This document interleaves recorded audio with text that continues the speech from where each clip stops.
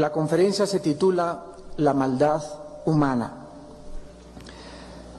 No es necesario que nosotros volteemos a nuestro alrededor para darnos cuenta que el ser humano tiene un problema muy grave. Desde que tuvo lugar el primer asesinato de la historia, cuando Caín mata a su hermano Abel, la historia humana está salpicada de maldad, de crímenes espantosos, de guerras sangrientas, de violencia y de una total y abierta rebelión del ser humano contra su Creador. Todo esto tuvo su inicio de acuerdo al libro que tengo en mis manos en esta mañana y que se llama la Biblia. La Biblia es el documento literario más antiguo que la humanidad pueda tener. Es el documento donde se encuentra la mayor parte de las investigaciones científicas que a la luz ahora de la Biblia nos damos cuenta que hace miles de años ya estaban escritas, como el proyecto del genoma humano, donde hace 5.500 años Dios había determinado que todas las cosas fueran según su género y su especie genéticamente. La Biblia contiene registros históricos, arqueológicos, antropológicos, fisiológicos, científicos y de cualquier disciplina, porque es el documento que más ha causado controversia, porque desgraciadamente se le ha clasificado como algo religioso porque habla de Dios. Entonces, como el ser humano está acostumbrado a que si algo habla de Dios es religioso, las universidades, las secundarias y el mayor parte de centros de estudios en el mundo han rechazado o han tenido temor de abrir la Biblia para no caer en lo religioso. Esto no es más que mera ignorancia humana. La Biblia nos muestra que Dios creó al ser humano a su imagen y semejanza. Esto es lo que le da dignidad al ser humano. El ser humano no proviene de los animales, el ser humano no es el resultado de una evolución fortuita, ni de una selección natural de especies, sino que el ser humano fue creado como una obra directa del Creador del universo, y el ser humano lleva dentro la dignidad, la semejanza y la imagen de su Creador.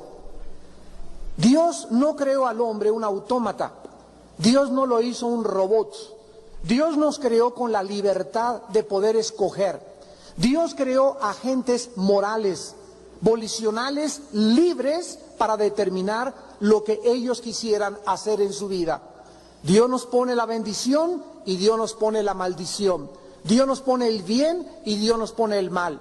Y el libre albedrío consiste en que tú vas a escoger vivir y someterte a las leyes y a los preceptos de un Creador que nos ha creado para Él, y solamente para Él, y solo en Él tendrás tú la paz de tu corazón, o rebelarte y decir, me convierto yo en Dios. Yo establezco las reglas, yo hago la forma de vivir, yo voy a determinar lo que es el bien y lo que es el mal, y en esa forma tú te has caído en la trampa que Satanás ha puesto desde el principio de la humanidad, cuando le dijo a Eva, no le creas a Dios, sino que tú puedes ser Dios independientemente de Dios.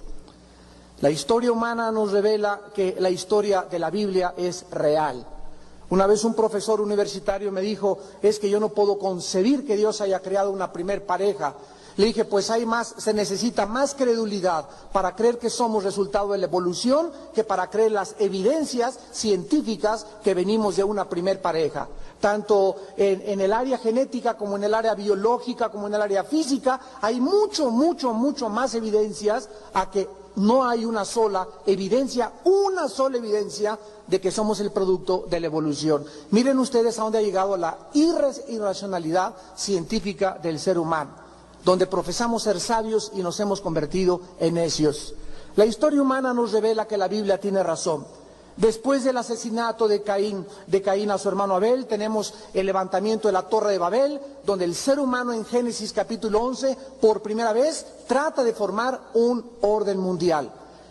Nuevo término acuñado de globalización no es un término nuevo. La Biblia nos revela que desde que el ser humano se ha reunido y se han conjuntado para poder enfrentar a Dios, el ser humano ha tenido en su anhelo un solo gobierno mundial.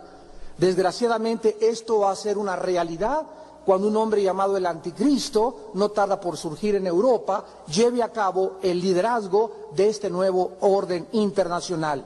Tenemos el diluvio universal, donde la gente por cientos de años blasfemó contra Dios, se rebeló contra Dios y Dios sumergió al mundo antiguo en un diluvio universal. La antropología, la arqueología nos dan testimonio que las montañas más altas que existen, como los montes del Himalaya, el Everest, el Popocatépetl, el monte Cauca, el monte de los Andes, hay yacimientos coralíferos demostrando que la Tierra efectivamente, científicamente, estuvo sumergida en un juicio universal. Tenemos también Sodoma y Gomorra, dos ciudades que creyeron que podían hacer lo que quisieran con el sexo. Dios, cuando creó a Adán, no le trajo a Pepe, le trajo a Eva. Y cuando un hombre se junta con un hombre, y cuando una mujer se junta con una mujer, sexualmente hablando, a la luz de Dios es abominación, es perversión. La mentira más grande y la falacia que existe en el siglo XX es de que los hombres nacen así o las mujeres nacen así. Son perversiones de acuerdo a la palabra de Dios. No es verdad que es un alto índice de hormonas femeninas en un hombre o de que esa persona nació así genéticamente, porque esto no podría hacer que Dios juzgara a la humanidad. La Biblia dice, los homosexuales no heredarán el reino de Dios. Y ninguna persona que cometa el acto sexual fuera de la dimensión que es el matrimonio, no podrá más que evitar traer sobre su vida el juicio, porque Dios condena la inmoralidad. El Dios de la Biblia nos protege, quiere que tengamos salud, quiere que tengas una sola mujer, un solo hombre, que tus hijos sean bendecidos. No podemos nosotros usar el sexo como nos da la gana, porque nosotros no inventamos el sexo ni creamos el sexo. Es Dios el autor y es Dios el único que tiene la autoridad de decirnos para qué sirve el sexo. Sodoma y Gomorra fueron sumergidas en un juicio por Dios, porque creyeron que podían usar sus cuerpos como les diera la gana. Tenemos las guerras continuas en el mundo. El Instituto para la Investigación de la Paz en Suecia, Estocolmo, nos revela que de más de 6.000 años de historia han existido solo 25 años de paz. O sea que el común denominador de toda la historia humana es guerra tras guerra, tras guerra, tras guerra. Naciones, líderes ambiciosos y llenos de poder para poder controlar unas a otras naciones. Millones de personas muertas en el nombre de Dios, en la Santa Inquisición, entre comillas, santa, por el solo hecho de que ellas personas profesaban la fe en Jesucristo y en las Sagradas Escrituras. Los torturaron, los martirizaron, los colgaron de postes, los quemaron vivos, les arrancaban la uña en el nombre de Dios. La Revolución Francesa, la Revolución Mexicana, millones de muertes en manos de dictadores como José Stalin en Rusia, Adolfo Hitler en Alemania, Idi Amin en el África, Benito Mussolini en Italia, millones de personas en manos de simples individuos que creyeron ellos que realmente eran dioses. Millones de personas muertas y criaturas a través del aborto. Han existido más muertes por aborto desde 1973,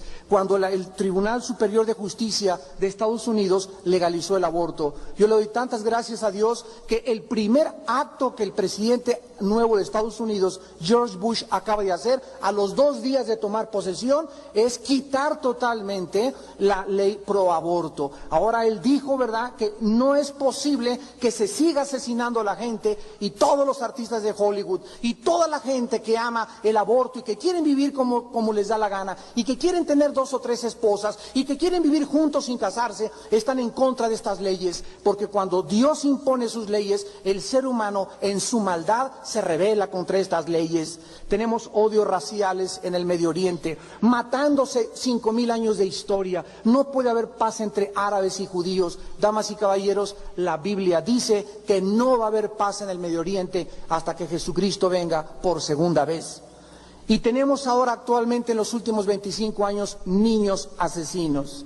Niños de 6, 7, 8 años de edad, entrando a una escuela con una pistola, con una ametralladora, en la sangre más fría que nos podamos imaginar, insensibilizados de su conciencia, matando a estudiantes y riéndose a carcajadas, y después ellos quitándose la vida. Damas y caballeros, el ser humano no es Dios, el ser humano se encuentra en graves problemas. ¿Quién puede negar sociológicamente, psicológicamente, físicamente, la profundidad de la maldad del ser humano? ¿De dónde viene este problema? ¿Cuál es la razón para tanta deshumanización, para tantas aberraciones morales del ser humano? ¿Por qué tantas guerras? ¿Por qué tantos divorcios? ¿Por qué tantas vidas destruidas? ¿Por qué jóvenes sumidos en la drogadicción sin ninguna esperanza, sin ninguna realización en sus vidas? ¿Por qué se quitan la vida? ¿Por qué personas creadas en el mejor ambiente, en las mejores escuelas, con mucho dinero, con toda la educación, odian la vida? Y jóvenes también que se entregan a las pasiones porque no entienden realmente cuál es el propósito y el significado de la vida. ¿Podremos saber nosotros en esta mañana cuál es el problema humano? Todos estamos de acuerdo que el ser humano tiene un problema muy profundo en su alma. Y esto ha convertido una tragedia su propia vida, la vida de tu familia y la vida de tus relaciones con otra gente. Vamos a ver en primer lugar en esta mañana de qué forma el mundo ha definido el problema humano. La psicología dice que el problema humano se encuentra en su medio ambiente. La filosofía dice que el problema humano se encuentra en un pensamiento irracional. La sociología le llama un retraso cultural. Los educadores le llaman un atraso cultural. El humanismo le llama ignorancia humana y debilidad. La biología dice que es un instinto primitivo dejado por la evolución. Carlos Marx le llamó la lucha de clases. William Shakespeare le llamó el defecto trágico. La Biblia le llama pecado. ¿Qué es el pecado? ¿Qué significa que es una fuerza dentro de nosotros, que es el causante de todas las aberraciones y de toda la inmoralidad tan profunda en la que ahorita el ser humano se encuentra sumergido? Vamos a comenzar a abrir la Biblia en el libro de Romanos, los que traigan su Biblia esta mañana, capítulo 3, versículo 23, y vamos a definir lo que la Biblia dice acerca de este poder maligno que el hombre tiene, que tú tienes, que yo tengo dentro de nosotros desde que nacimos. Ustedes han observado, señores sociólogos y psicólogos, que a los niños no se les tiene que enseñar a portarse mal. A los niños se les tiene que enseñar, se les tiene que educar a no decir mentiras, a no aventar la gelatina, a no aventar por la boca sus cosas, a no hacer berrinches, porque los niños por naturaleza traen esta maldad, aunque son inocentes de ella, hasta que ellos llegan a la edad de poder definir y escoger entre el bien y entre el mal. Pero a nuestros hijos no les enseñamos a portarse mal, ellos solitos traen esta maldad, les enseñamos a portarse bien.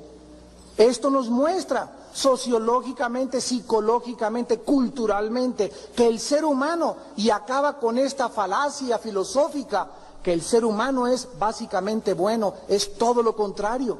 El hombre no es básicamente bueno, el ser humano es básicamente lleno de maldad. Dice Romanos 3:23 que por cuanto todos pecaron y todos están destituidos de la gloria de Dios. La Biblia nos muestra que el pecado no es como una de esas enfermedades que unos contraen y otros no, sino que el pecado es algo universal. Este poder maligno lo tienen los negritos, lo tienen los de sangre azul, los tiene la reina Isabel, lo tienen los papas, lo tienen los presidentes, lo tienen los anglosajones, lo tienen los mecánicos, los indígenas. Es algo universal. La Biblia dice que el pecado es la condición universal del ser humano. Dice Romanos capítulo 5, versículo 12, por tanto, como el pecado entró en el mundo por un hombre, y por el pecado la muerte, así la muerte pasó a todos los hombres por cuanto todos pecaron. Recuerdo hace 5 años un programa en Televisa que se llevó aproximadamente 10 conferencias sobre qué es la muerte.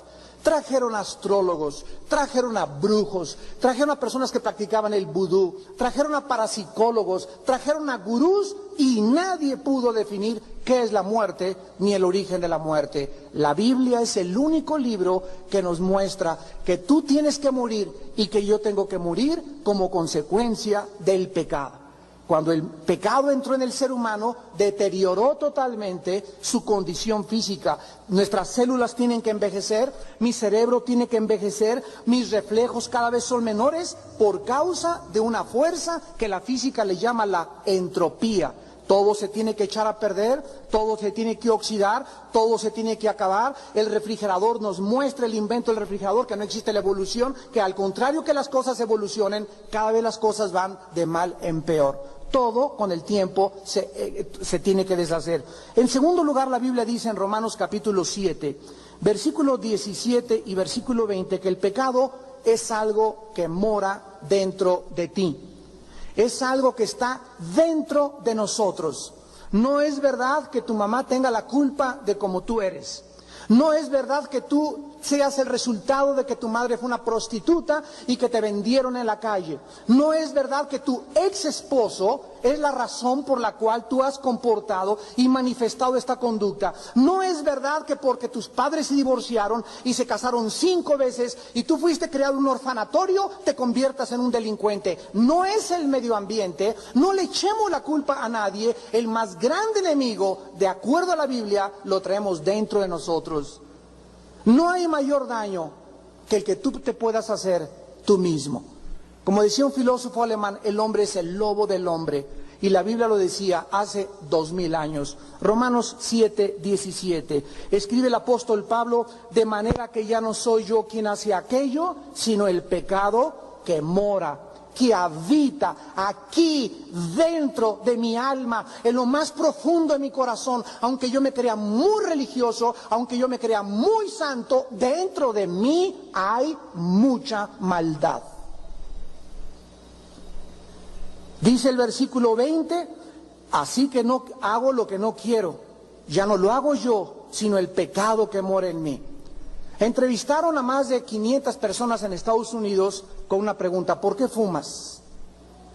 ¿Sabes usted qué es? Bueno, le preguntaba a un doctor, yo tengo 12 doctorados, tengo una licenciatura, soy una persona culta, inteligente. Bueno, señor culto, inteligente, doctorado, dígame usted, ¿por qué fuma? ¿No sabe usted, señor, que le amuela los dientes, las encías, la lengua, el esófago, la faringe, la tráquea, los pulmones, los alveolos pulmonares, que cada día está poniéndose clavos con cada cigarro que se fuma? ¿Por qué lo hace? Bueno, la respuesta fue: estoy enterado de todos los beneficios, inclusive a los cigarros les ponen cuidado, produce cáncer, y a pesar de eso, los seres humanos lo siguen haciendo. La pregunta es ¿por qué? Es como si tuviéramos cuchillos y nos estuviéramos apuñalando. Yo no quiero vivir. ¿Por qué esta autodestrucción? Hasta de las personas más educadas y más cultas. ¿Por qué se emborracha? ¿No sabe el daño tan grande que produce el alcohol a sus neuronas cerebrales, a su hígado, a todo el sistema? Pues sí, pero dice Pablo aquí, lo que hago no quiero, ya que no lo hago yo, sino el pecado que mora en mí. Esta razón por la autodestrucción del ser humano ha dado lugar a la pseudociencia como la psicología por Freud, la psiquiatría, que son disciplinas pseudocientíficas del último siglo. Ha dado lugar a alcohólicos anónimos, neuróticos anónimos, marihuanos anónimos, asesinos anónimos al ratito y ladrones anónimos. Y todas estas organizaciones tienen un fin benéfico y altruista: tratar de ayudar al ser humano, porque todos estamos de acuerdo. Hay hospitales para alcohólicos, hay hospitales psiquiátricos para recluir a personas que no es verdad que estén enfermas mentalmente. Este término de enfermos mentales se acuñó hace un siglo. Cuando una persona tenga un tumor cerebral, cuando una persona tenga una disfunción química o física, cuando alguna persona se ha dado un golpe o sufrido un golpe en el cerebro y algo química o orgánica o fisiológicamente le impida comportarse normalmente, sí se puede clasificar como enfermo mental. Pero eso de los esquizofrénicos, los maniáticos depresivos, los psicóticos y todos estos términos no califican al hombre como un enfermo mental. Si no saben ustedes cuál es el problema, la Biblia dice que cuando un ser humano no soluciona sus problemas de conducta del pecado, sus pecados lo alcanzan. Cuando una persona se comienza a portar anormalmente y le echa la culpa aquí a los papás, que esto y al otro, y que es un enfermo mental, nosotros estamos huyendo de nuestro sentido de responsabilidad. La Biblia dice que tú eres responsable y que tú en esta mañana eres el resultado de tus pensamientos pasados.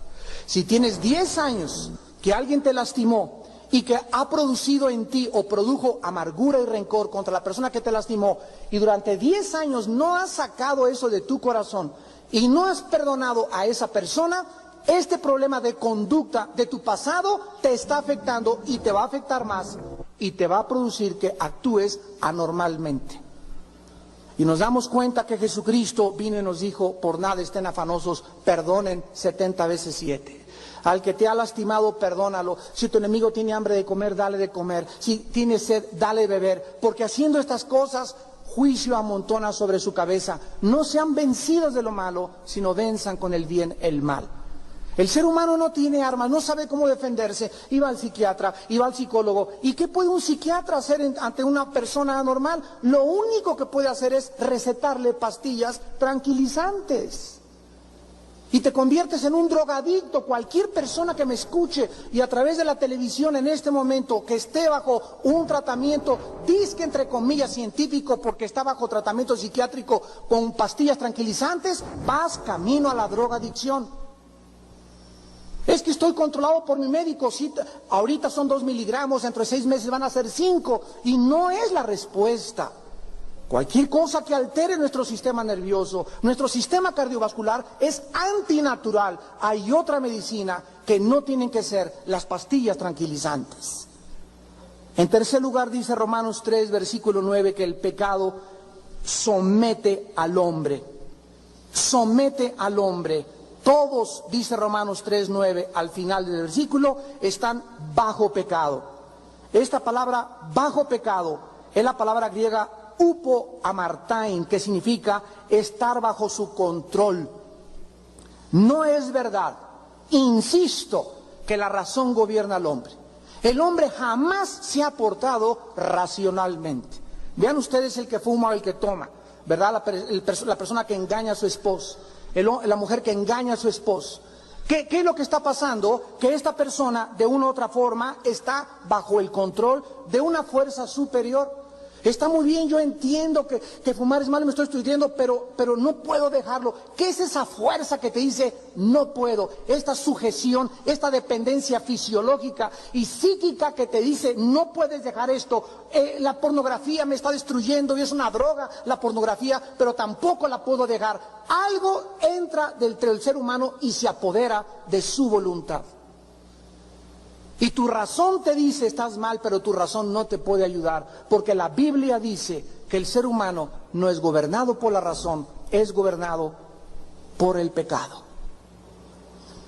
En cuarto lugar, dice Romanos 5:21, que el pecado reina sobre el ser humano, para que así como el pecado reinó para muerte, así también la gracia reine por la justicia, para vida eterna, mediante Jesucristo, Señor nuestro.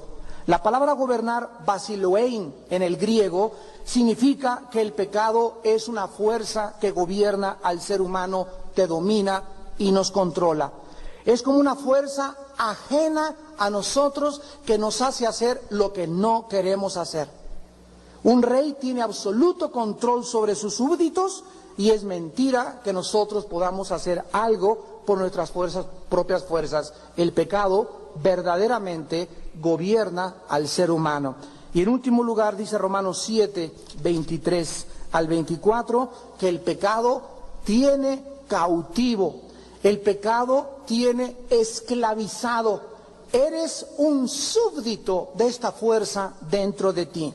Romanos 7, 23 al 24. Pablo escribe: veo otra ley en mis miembros, que se rebela contra la ley de mi mente y me lleva cautivo a la ley del pecado que está en mis miembros. O sea, dice Pablo, mi mente me dice una cosa: está mal fumar, está mal adulterar, es mala la pornografía, es malo robar, pero veo, dice Pablo, otra fuerza. O sea, Pablo descubre que hay dos fuerzas dentro de nosotros.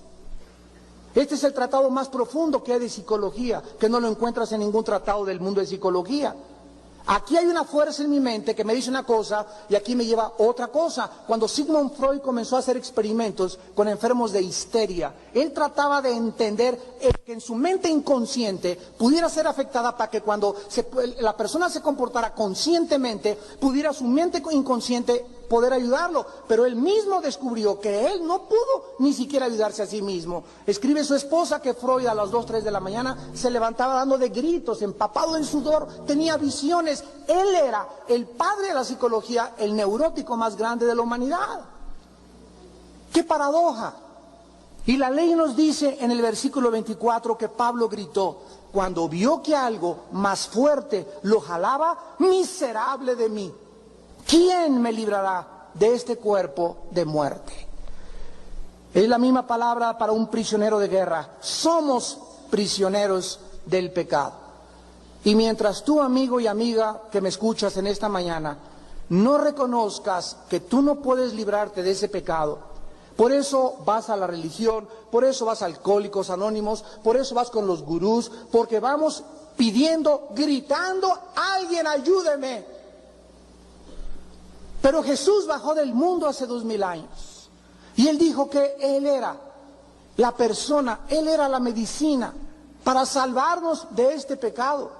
De acuerdo a la Biblia, no existe ninguna medicina, ningún poder humano, ninguna terapia médica ni científica para arrancarnos y librarnos de ese dictador y de ese rey que nos ha esclavizado y nos ha hecho hacer cosas por las cuales muchos en esta mañana se lamentan.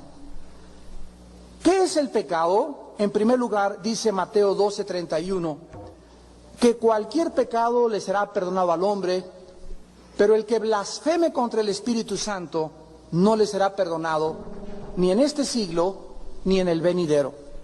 En primer lugar, el pecado es un insulto a Dios. Agravia el amor de Dios. Es actuar independientemente de Dios. Es como la persona que va con el doctor y llega con el doctor: me siento muy bien, doctor, y estoy fuerte, tomo avena en la mañana, nueces, miel y todo, y la radiografía dice: usted tiene cáncer. Oiga, pero por afuera no me siento tan mal. La radiografía no miente, usted tiene cáncer. Y a menos que comencemos a darle un tratamiento a tiempo, esto se va a extender por todo el cuerpo. Y así hay muchos de ustedes que son confrontados con la verdad. Aquí están los rayos X de Dios. Y Dios te está diciendo en esta mañana: tú estás enfermo. Tu vida es un insulto a mi santidad. Tu vida es un agravio a mis leyes. Y aun cuando escuchas esto, tú dices: no es cierto. Sales esta mañana por esa puerta igual que como entraste, porque vas a continuar de mal en peor por causa de no haberte querido tomar la medicina. El pecado es un insulto en contra de Dios. En segundo lugar, dice Hebreos 3, versículo 13, que el pecado es un engaño. Dice la Biblia: exhórtense los unos a los otros, entre tanto que se dice hoy, para que ninguno de ustedes se endurezca por el engaño del pecado. El pecado es engañoso porque nos promete algo que no es cierto. Ahí está un viejo rabo verde de 60 años enamorándose de una chamaquita, su secretaria, y la secretaria: sí, mi amorcito, mi chiquililín, le jala las barbas y todo, y le pone su departamento, y este hombre se engaña. ¿Cómo puede creer este hombre que puede ser feliz y dejar a su esposa y a sus hijos por irse con otra muchacha? Está engañado totalmente. Y aunque sea inteligente y culto y lleno de títulos académicos, hay algo en la mente que engaña a la persona persona. Las cárceles están llenas, toda la gente que se encuentra en la cárcel, si no es que la mayoría, están ahí porque creyeron que arrebatándole el dinero a la fuerza, sin trabajar, robando un banco, negociando con el narcotráfico, podían ellos ser ricos. Y ahí en la cárcel se dan cuenta que la justicia de Dios tiene tarde o temprano que alcanzarlos. El pecado es un engaño. El pecado te engaña para que pienses de esa manera. El pecado le dice a una muchacha que puede tener relaciones sexuales con su novio sin sufrir las consecuencias. Cuando le comienza a crecer la pancita y el novio se echa a correr, va a gritar: fui engañada. En esa media hora mi novio me llevó a la carretera, me puso música de Ray Conniff, me dijo que me amaba mucho y le entregué mi cuerpo.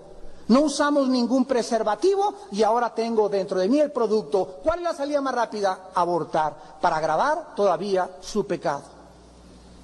Esta es la forma en que el pecado engaña a los seres humanos. En tercer lugar, la Biblia dice que el pecado en Santiago 1:15 es un deseo, es una pasión dentro del corazón.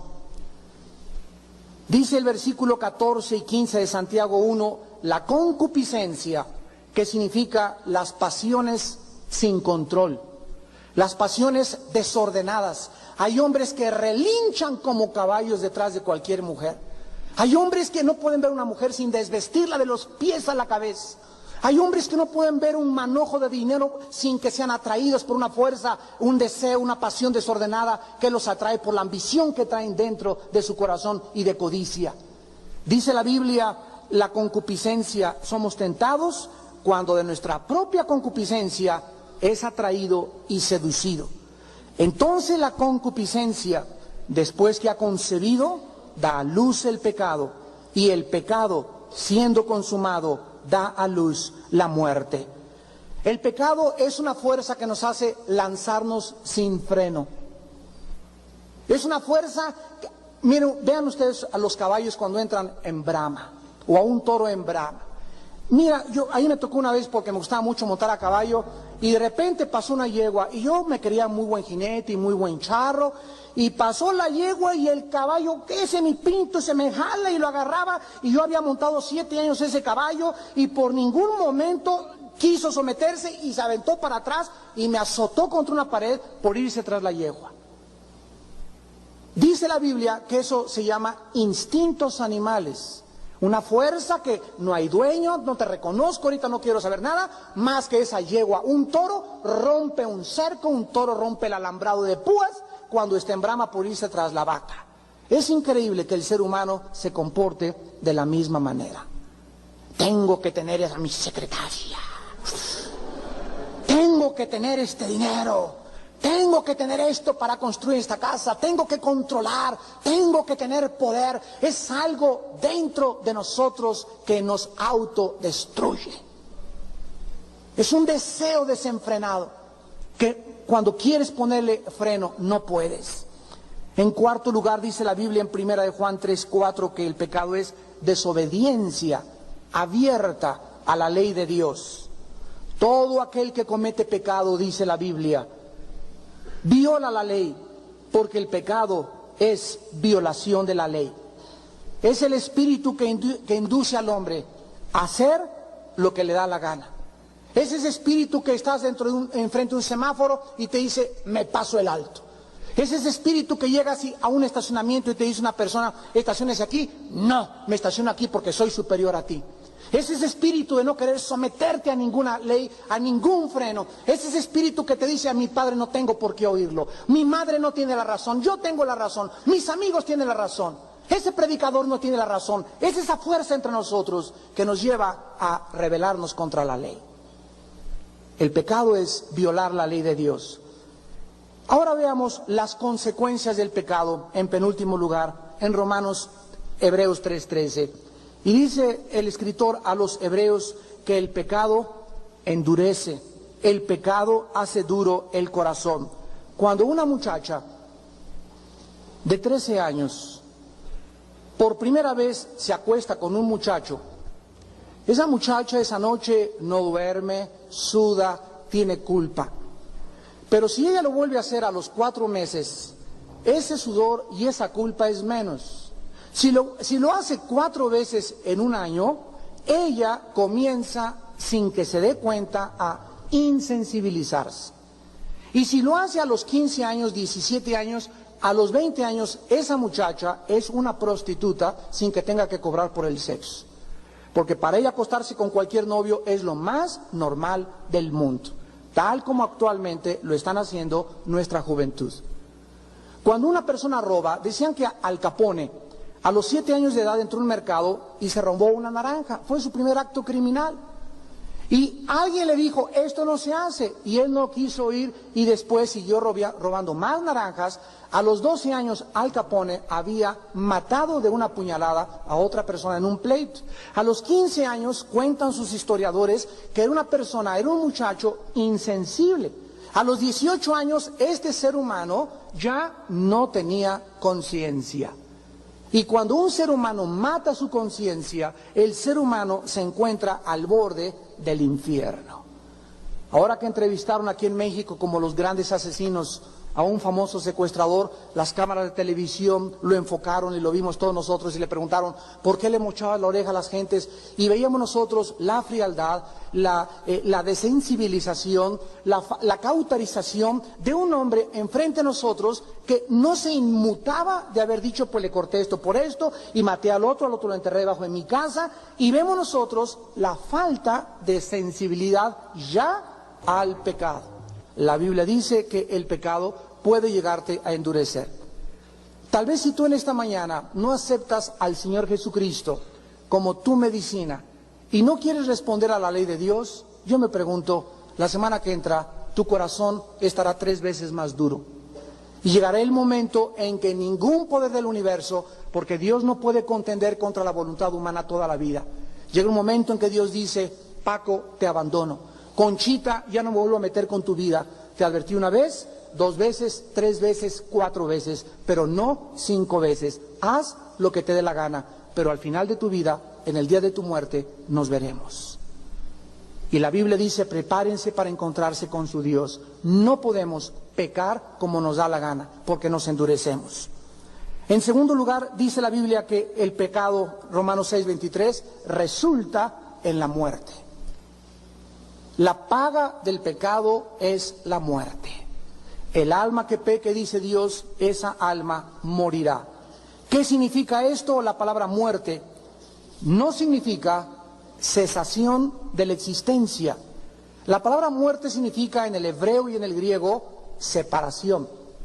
Cuando la Biblia dice que el pecado nos separa, o que la paga del pecado es la muerte, significa que cuando yo peco, en el momento en que violo una ley de Dios, el momento en que dejo mis pasiones desbordarse, el momento en que no puedo ya controlar mi vida, aunque mi mente me dice que estoy mal, en ese momento yo me separo de Dios.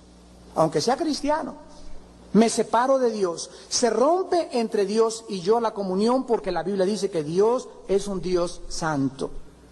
Ustedes, muchos que no tienen a Jesucristo, naciste separado de Dios. Hay un abismo entre tú y Dios. Aquí está Dios, aquí estás tú y aquí está la cruz. El hombre sabe que está separado de Dios. El hombre sabe que está muerto espiritualmente.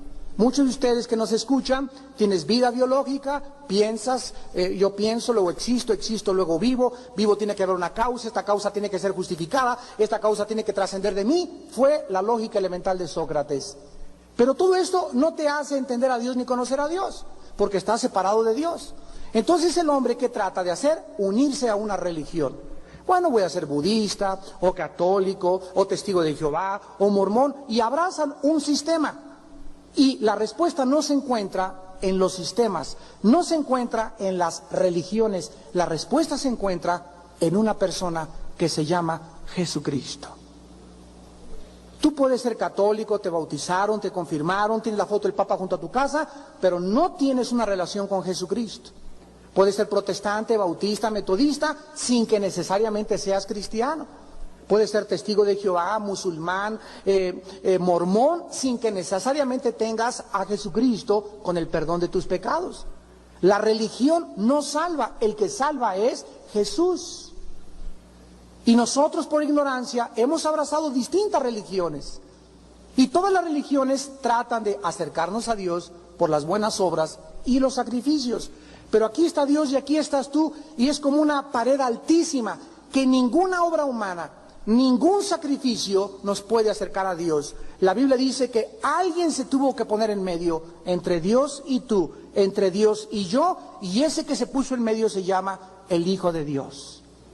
Y el Hijo de Dios en la cruz del Calvario, Él en su cuerpo llevó tus pecados y mis pecados.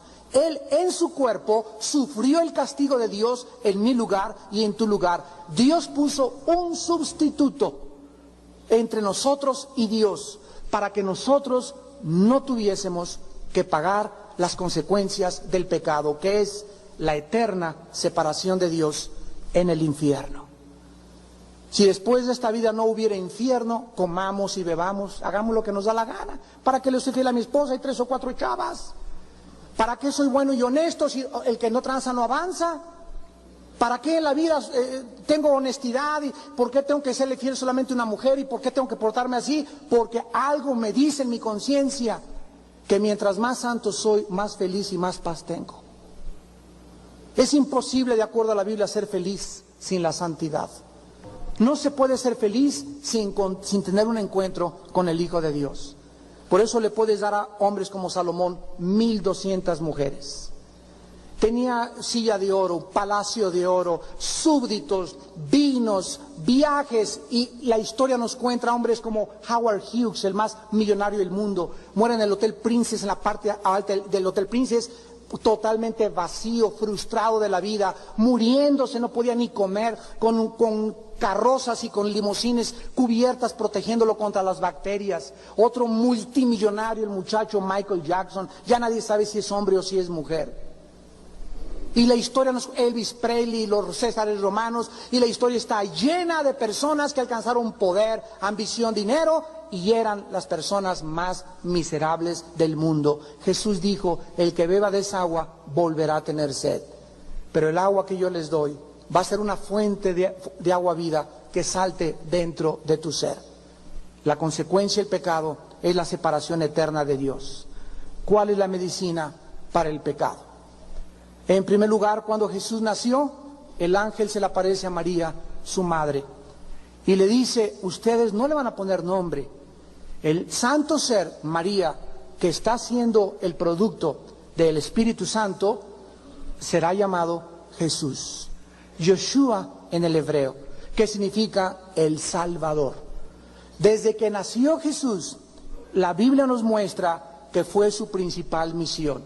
Jesús no fue un gran gurú o uno de los grandes iluminados. Es imposible clasificarlo junto al Dalai Lama, ni junto a Mahatma Gandhi, ni junto a ningún hombre de ellos, porque Jesús es diferente a todos estos hombres, ya que Jesús vino específicamente a morir por nuestros pecados, a salvarnos de nuestros pecados. Necesitamos en esta mañana un Salvador. Necesitas que alguien te saque de esa prisión en que vives. Alguien rompa esas cadenas de esclavitud de tu vida. Necesitas una fuerza que es más grande que Neuróticos Anónimos y que el psiquiatra y que el psicólogo y que la religión. Necesitas a Jesús. Y Él está aquí en esta mañana, manifestándonos su amor y su misericordia y diciéndonos, los he amado de tanta, tan grande profundidad que me di por ustedes. En segundo lugar, dice la Biblia que Jesús vino a lavarnos de nuestros pecados. Dice en Apocalipsis capítulo 1, versículo 5, y Jesucristo el testigo fiel, el primogénito de los muertos, el soberano de los reyes de la tierra, al que nos amó y nos lavó de nuestros pecados con su sangre. Es como si nuestra vida estuviera manchada y estuviera sucia, cubierta por un lodo. Les voy a decir cómo. Haz de cuenta que me salpico con tinta la camisa. Y entonces, ¿qué hago? Me cubro con una religión. Me cubro con buenas obras. Construyo 3 asilos para los niños o para los viejitos. Construyo 3 orfanatorios. Y comienzo a hacer algo porque algo me atormenta y llega Navidad y me visto hasta de Santa Claus. Para ahogar mi culpa, para ahogar dentro de mi vida algo que yo sé que no está bien. Pero todas son solamente cubiertas. Nadie puede, ninguna obra que puedas hacer ni yo puedo hacer, aunque te vayas a la villa 50 veces y de vuelta o te subas al Monte Everest lamiendo roca por roca, no hay nada que nos pueda lavar más que la sangre de Jesucristo. Jesucristo viene a lavarnos esa mancha, esa suciedad que tenemos dentro de nosotros. En tercer lugar dice Hechos 3, versículo 19, que Cristo viene a borrar, a quitar de en medio el pecado. Así que arrepiéntanse, les dijo Pedro, y conviértanse para que sean borrados vuestros pecados. Nadie puede quitar de en medio el pecado y borrar tu pecado más que la sangre de Cristo. A mí siempre me gusta compartir, nosotros vamos a la cárcel, a la penitenciaría, a los reclusorios cada 15 días. Y no hay un lugar más preparado y más idóneo para recibir esta semilla de la palabra de Dios que los hospitales, las cárceles, la Cruz Roja. Ahí la gente recluida, ahí la gente tiene tiempo para pensar, y mi club y mis amigas y esta mare magnum de pensamientos te impiden algún día enfrentarte como en esta mañana ante la realidad. Yo soy un ser humano, he pecado, tengo que morir. ¿Qué voy a hacer con mis pecados? Dios en su misericordia te ha traído en esta mañana y te ha dicho que si tus pecados son como el carbón, que si tú mataste, robaste, es que usted no sabe, me dijo una señora, yo he abortado 7 veces. Un muchacho en la cárcel me dijo, señor Alducin, yo maté, llevo 27 vidas. Yo era gatillero de Veracruz, a los 18 años llevaba 20 vidas. Me agarraron por un crimen en el periférico porque me bajé y alguien se me atravesó y le vacié la pistola. Ni siquiera saben que llevo 20 vidas antes que este crimen. ¿Usted cree que pueda Dios perdonarme? Y le contesté, la sangre de Cristo te limpia de todo pecado. El hombre no puede querer tanta perdón y tanta misericordia de Dios. ¿Saben ustedes quién es el más grande hombre de Dios después de Jesucristo? El apóstol Pablo. ¿Y saben ustedes que el apóstol Pablo era asesino de cristianos? Sí, el apóstol, el más grande hombre en la Biblia, en el Nuevo Testamento, mataba cristianos. Y cuando se le apareció Jesús en el camino a Damasco y lo tumbó del caballo, le dijo, tus pecados, ¿verdad? Jamás me volveré a acordar de ellos, porque cuando Jesús entra en nuestra vida, Él se olvida de todo mi pasado. El que está en Cristo, nueva criatura es, las cosas viejas pasaron, todas son hechas nuevas. 2 Corintios 5, 17. ¡Qué maravilla el sentirte liberado! El sentir que enterraste a 3 esposos en el jardín de tu casa, tal vez. Dime el tamaño de los pecados que quieras, dime lo peor que un hombre pueda hacer. La Biblia tiene un mensaje de buenas noticias. Estas son las noticias que vienen del Dios. Dios no quiere que tú mueras así. Dios quiere salvarte, quiere sacarte de esa prisión. Y no hay forma de hacerlo más que a través de la vida de su Hijo Jesucristo en la cruz del Calvario. Y en último lugar, Jesucristo vino a librarnos del pecado. Dice Romanos capítulo 6, versículo 18. Y libertados del pecado, vinisteis a ser siervos de la justicia. Esas cadenas que te tienen al vicio, esas cadenas que tienes en la inmoralidad, esas cadenas que tú sabes que no puedes romper y gritas, ayúdenme, alguien, libéreme. Es Jesucristo el libertador. Porque el día que conozcan la verdad, dijo Jesús, la verdad les hará libres. Cristo viene a perdonar tus pecados. Cristo viene a la cruz del Calvario a recibir lo que tú hiciste y lo que yo hice. Y ahora Dios mira la cruz del Calvario y ya no me mira a mí. Mira a su Hijo Jesucristo que pagó en mi lugar. Y ahora Dios se voltea hacia nosotros y nos dice esta mañana, alguien murió en tu lugar. Yo no te voy a perdonar por tu chula cara, ni porque te portes bien, porque por más que te portes bien, no serás libre de tu pecado. Mira lo que hice en esa cruz. Y Dios enfoca nuestra atención hacia el monte Calvario. Ahí está su Hijo entre el cielo y la tierra, colgado en medio de 2 criminales, llevando sobre su cuerpo tus maldades, tus fornicaciones, tu pornografía, mis mentiras, mis tranzas y todo lo que éramos antes de haberlo conocido. Y cuando recibimos a Jesucristo, nos convertimos en personas humildes porque sabemos que si tenemos la salvación, no es porque nos las ganamos, ni porque alguien nos dijo que éramos santos, sino porque Él nos imputa la justicia y la santidad de su Hijo Jesucristo. Y de ahora en adelante me da la Biblia Dios y me dice, esta es mi ley, guárdala con todo tu corazón. Ahora este libro que se llama la Biblia, que sea la ley en tu casa. Aquí te dejo las instrucciones para que tú seas feliz, para que tengas paz. Aquí está la ley para educar a tus hijos. Aquí está la ley para tu matrimonio. Aquí está la ley para cómo manejar un negocio. Aquí está la ley para cómo aconsejar a un estadista, a un senador, a un diputado, a un secretario de Estado, a un presidente. Decía George Washington, el primer presidente de Estados Unidos, yo no sé cómo un hombre puede gobernar sin la Biblia. Esta es la razón por la cual el mundo se encuentra como se encuentra, porque el ser humano ha rechazado a Dios. Ha impuesto sus propias leyes y quiere el ser humano seguir creyendo por el autoengaño, que viene la época de Acuario, que los ovnis nos van a liberar y que el ser humano al final podrá traer una raza superior y una edad de oro. Mentiras, mentiras, mentiras. La Biblia dice, el juicio viene sobre este mundo. Y tú en esta mañana, Dios te manda que te arrepientas. Por cuanto Dios ha establecido un día en el que te va a juzgar a ti y a mí. Y en ese día del juicio nadie te podrá salvar porque será demasiado tarde. Está establecido los hombres que mueran una sola vez. Hebreos 9:27. Y después el juicio. No hay reencarnación, no hay que regresas a una vaca, no hay la transmigración, cielo o infierno. Y esta mañana Jesús te abre sus manos y te dice, vengan a mí. Vengan a mí todos ustedes que están trabajados y cansados, yo los haré descansar. Solo en Jesús tendrá tu alma descanso. Solo en Jesús encontrarás la razón y el propósito de tu vida. Has andado de mujer en mujer, de cine en cine, de cigarro en cigarro, de droga en droga, de filosofía en filosofía, que la dianética, que la metafísica, que los gurús, que aquello, porque buscabas a Jesús. Cuando el hombre se encuentra con Jesús, sabe que ha llegado el final de su búsqueda. Él es el oro y la piedra preciosa que nuestra vida necesita. ¿No quisieran muchos de ustedes en esta mañana invitar a Jesús a su corazón?